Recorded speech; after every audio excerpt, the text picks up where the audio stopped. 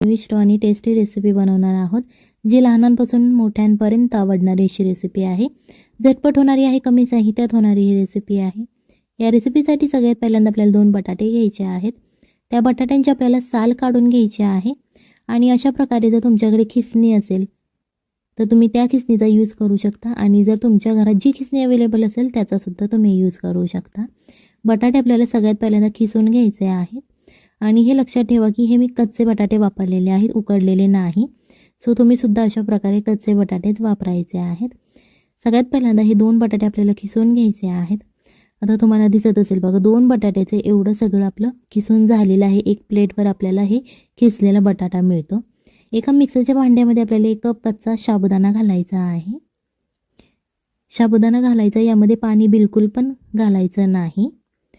मिक्सरमध्ये हे तुम्हाला बारीक करून घ्यायचं आहे। बारीक करायचं म्हणजे पीठ करायचं नाही, जाडसर असं रवाळ, ज्याप्रमाणे आपण रवाळ म्हणतो, रवा असतो त्याचप्रमाणे हे आपल्याला बारीक करून घ्यायचं आहे।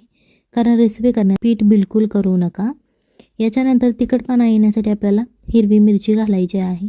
इथे मी 2 हिरव्या मिरच्या घेतलेल्या आहे। तुम्ही तुमच्या इच्छेनुसार, चवीनुसार मिरचीचं प्रमाण कमी जास्त करू शकता। आणि आता हे आपल्याला मिरची घालून झालेली आहे। याच्यानंतर आपण जो बटाटा किसून घेतला होता तो स्वच्छ पाण्याने धुवून घ्यायचा, जेणेकरून बटाटा लाल पडणार नाही। आणि त्याच मिक्सरच्या भांड्यामध्ये घालायचा आहे, ज्यामध्ये आपण साबुदाणा बारीक करून घेतलेला आहे। चवीनुसार मीठ घाला आणि थोडंसं वरतून पाणी घालू शकता। अर्धा ते 1 चमचा पाणी घातलं तरीही चालेल, जास्त घालू नका, कारण बटाट्यामध्ये पाणीच पाणी असतं। सो त्याच्यासाठी हे छान असं आपल्याला मिक्सरमधून बारीक करून घ्यायचं आहे। अशा प्रकारे आपलं हे बॅटर तयार झालेलं आहे। जास्त पातळही नाही करायचं आणि जास्त घट्टही नाही करायचं, मीडियम असं आपल्याला हे बॅटर तयार करून घ्यायचं आहे। एका बाउलमध्ये आपल्याला हे बॅटर काढून घ्यायचं आहे आणि हे बॅटर तुम्ही काढणार तेव्हा याच्यामध्ये थोडंसं पाणी घालून घ्या, जेणेकरून बॅटर तुमचं वाया जाणार नाही। तुम्ही हाताने सुद्धा पुसून हे बॅटर घेऊ शकता, जेणेकरून कोणतंही अन्न आपलं वेस्ट जाणार नाही। यामध्ये पाणी घालून झाल्यानंतर हे बॅटर परत एकदा मिक्स करून घ्यायचं आहे, एकजीव तयार होईल। याच्यानंतर आपल्याला अर्धा चमचा जिरे घ्यायचे आहेत, अर्धा चमचा मोहरी घ्यायची आणि इथे एक टीप आहे, जर मोहरी तुमच्याकडे उपवासाला खात नसतील तर तुम्ही नाही घातली तरीही चालेल। 1 चमचा सफेद तीळ घ्यायचे आहेत आणि अर्धा चमचा लाल तिखट। ही लाल तिखट मी मिरची पूड वापरलेली आहे, कोणताही गरम मसाला यामध्ये वापरायचा नाही। थोडीशी हळदी घालायची आहे, 1 चमचा धने पावडर घालायचे आहे, तुम्ही इथे कोथिंबीर सुद्धा घालू शकता आणि अर्धा चमचा रेड चिली फ्लेक्स वापरायचे आहे, जेणेकरून दिसायलाही खूप छान दिसतं आणि चवीलाही तिखटपणा येतो।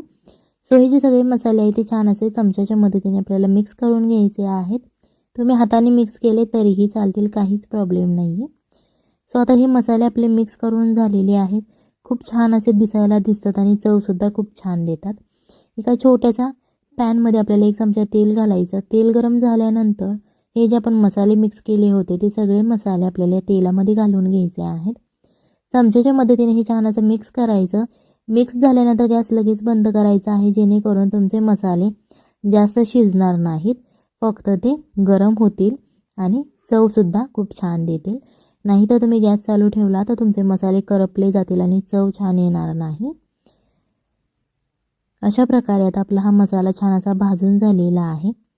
याच्यानंतर आता जे आपण पीठ भिजत ठेवलं होतं ते पीठ घ्यायचं आहे आणि जे आपण मसाले फ्राय केले आहे ते मसाले या पिठावरती घालून घ्यायचे आहेत। सगळे घालून घ्यायचे आहेत, अर्धं वगैरे असं घालायचं नाही, कारण या रेसिपीसाठी आपण जे प्रमाण घेतलं होतं मसाल्यांचं ते सगळं आपल्याला या रेसिपीमध्ये पडलं पाहिजे, जेणेकरून याची चव खूप छान लागते। ही रेसिपी तुम्ही नक्की घरी ट्राय करा, खूप छान चव लागते या रेसिपीची आणि उपवासाला आपल्याला खिचडी खाऊन कंटाळा आलेला असतो। सो एखादा नवीन चेंज असा आपल्या आयुष्यामध्ये हवा असतो। सो त्याच्यासाठी आज आपण ही रेसिपी बनवणार आहोत। इथे आपल्याला एक ग्लास घ्यायचा आहे आणि प्लास्टिकची पाइपिंग बॅग घ्यायची आहे, जी केकवाले यूज करतात क्रीम भरण्यासाठी, डिझाईन काढण्यासाठी। सो ती प्लास्टिकची बॅग घ्यायची आहे आणि अशा प्रकारे ग्लासमध्ये ती फिट करून ठेवायची। जर तुमच्याकडे प्लास्टिकची बॅग नसेल तुम्ही कपडा घेतला एखादा तरीही चालेल, रुमालसुद्धा घेऊ शकता, पण तुम्हाला तो रुमाल कट करावा लागेल। सो अशी प्लास्टिकची बॅग घ्या आणि जे आपण बॅटर तयार केलेलं आहे ते बॅटर आपल्याला या ग्लासमध्ये घालून घ्यायचं आहे. जेवढं बॅटर यामध्ये बसत आहे तेवढंच घाला, जास्त ओव्हर घालू नका, नाही तर तुम्हाला ते पकडता येणार नाही. बॅटर आपलं घालून झालेलं आहे. आता याच्यानंतर ग्लासमधून हे बाहेर काढून घ्यायचं आहे आणि बॅटर थोडंसं खालच्या बाजूने दाबून घ्यायचं आहे, जेणेकरून ते पूर्ण खाली सरकलं जाईल. यामध्ये जे बबल्स दिसत आहेत ते पुढे आपले बबल्स निघून जातात, सो टेन्शन घेऊ नका. परत हे ग्लासमध्ये ठेवून द्यायचं आहे, जेणेकरून ते छान असं सेट होतं. जराशी एका कढईमध्ये आपल्याला तेल घ्यायचं आहे आणि थोडासा जो पुढचा भाग आहे तो कैचीने कापून घ्यायचा, जेणेकरून यामध्ये जे बबल्स तयार झालेले आहेत ते निघून जातील. तुम्हाला हवं तेवढं तुम्ही कापू शकता आणि अशा प्रकारे तेलामध्ये तुम्ही चकल्या घालू शकता. तुम्हाला जो शेप आवडत असेल तुम्ही तो घालू शकता. आज इथे मी तुम्हाला 3 पद्धती सांगणार आहे ही रेसिपी करण्याच्या. सगळ्यात पहिल्यांदा ही जी पद्धत आता मी दाखवली ती पहिली पद्धत.